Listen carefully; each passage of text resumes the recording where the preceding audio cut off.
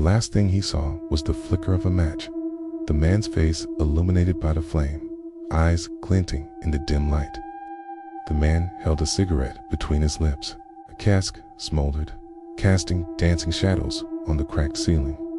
"I don't want to hurt you," the man said, his voice raspy, like sandpaper scraping down a chalkboard.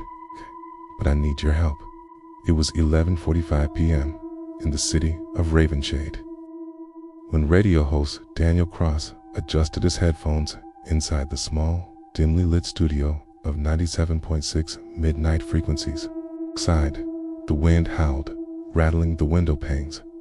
Inside, the cozy warmth of the studio hummed with a low murmur of static and conversation. The air was thick with the faint smell of old coffee and warm electronics. The only light came from the red on-air sign and the glow of the control panel. Daniel had been hosting the show for nearly 10 years, a familiar companion for night shift workers, long-haul truckers, and insomniacs who found comfort in his calm, deep voice. "Good evening, Ravenshade," Daniel began smoothly. "It's just you, me, and the night. Call in, share your thoughts, your fears, or just keep me company. Let's make the darkness a little less lonely." For the first hour, the show was quiet. A truck driver called to complain about the traffic. An old woman shared a story about her cat. Routine, but at 12:03 a.m., line 3 lit up. Daniel pressed the button. "Midnight frequencies. You're on air." "Who's this?" A pause, then a voice. Low, breathy, distorted. "Hello, Daniel." Daniel chuckled nervously. "Well, hello there. Got a name for us tonight?" "No need. You already know me." Something about the way the caller spoke made Daniel's skin crawl. He cleared his throat. "Right then, mystery caller. What's on your mind?" The voice answered with unsettling precision. "Your mind. It's your life. The way you forget to wash that coffee mug you always leave on the console. The torn photograph in your wallet of your sister." Daniel's heart skipped. He leaned back, glancing at the mug beside him, stained with old coffee rings. And yes, inside his wallet, tucked away, was a torn photo of his sister, Emily, who had gone missing when he was 12. Nobody knew about that.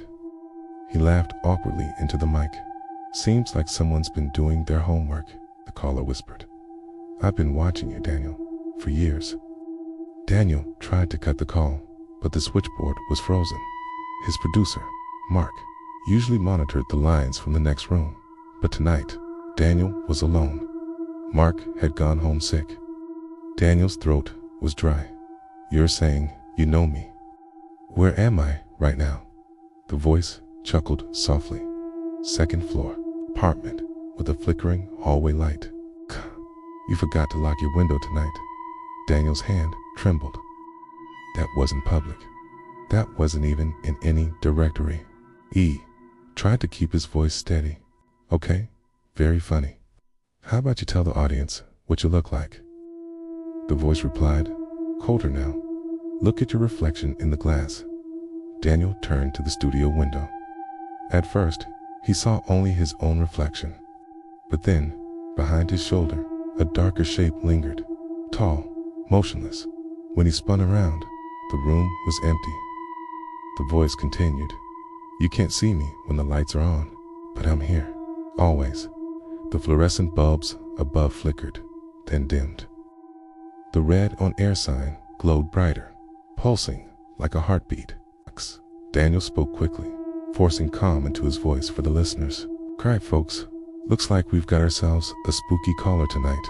Maybe a Halloween prank." In March, the line crackled with static. Then came the whisper, "Check, a door." Daniel turned. The heavy studio door, which had been firmly locked, was slowly creaking open, just a few inches, enough for the darkness of the hallway to bleed inside. He scrambled for the security camera feed on his console. Static. Every channel was snow. Breathing filled his headphones now, deep and uneven. But it wasn't coming from the caller. It was behind him. Daniel ripped off his headphones, heart hammering. The studio was silent. The phone line was dead. Then, faintly, through the speakers. I'm already inside. The console lights went out. The microphones hissed with white noise. Listeners later reported hearing Daniel's chair scrape violently across the floor, followed by the sound of something heavy slamming into the wall. At 12:09 a.m., the broadcast ended abruptly. The official report from the station claimed a power failure, said Daniel must have left the building. But those who listened live insist they heard his final whisper, trembling, almost pleading, "This isn't possible." Daniel Cross was never seen again. It's been 3 years since the chilling broadcast of Midnight Frequencies signed off without its host. 3 years since Daniel Cross went missing in the dead of the night, leaving behind a legacy of unanswered questions and static-filled airwaves. Ravenshade PD officially ruled his disappearance as a runaway case, citing possible personal issues, but many in the community disagreed. They believed Daniel's final broadcast hinted at something sinister, a lurking presence that invaded the sanctity of his nighttime sanctuary. The theories surrounding his vanishing act range from the mundane to the macabre. Was it a crazed stalker mimicking his late-night show? Or did Daniel stumble upon a hidden darkness in his seemingly peaceful city? Perhaps he uncovered a secret society thriving in the shadows of Ravenshade, one that had sinister motives and silenced him for meddling too closely. Conspiracy theories aside, many believe the real answer lies within the haunted silence of Midnight Frequencies. In the last moments of Daniel's life, right before the ominous voice cut his broadcast and plunged Ravenshade into darkness. As the clock strikes midnight and the wind whispers secrets through the trees, be saying, if you tune your radio dial to 97.6, you might just catch Daniel's final broadcast. A faint whisper in the static might reveal the haunting truth behind his disappearance. And so, every year on the anniversary of his vanishing, people gather around their radios, holding their breath, hoping to hear his voice, to catch a glimpse of the darkness that consumed him. For some, it's a morbid curiosity. For others, a desperate plea for answers. But whether you believe in ghosts or not, there's something undeniably eerie about tuning into a dead airwave. And maybe that's why the legend of Midnight Frequencies continues to captivate us, reminding us that sometimes the darkest shadows lurk in the places we least expect. What do you think happened to Daniel Cross? And have you ever tuned into a dead airwave? Share your thoughts below. And don't forget to like, subscribe, and join Dark Whispers for more stories that you'll never forget, even if you want to.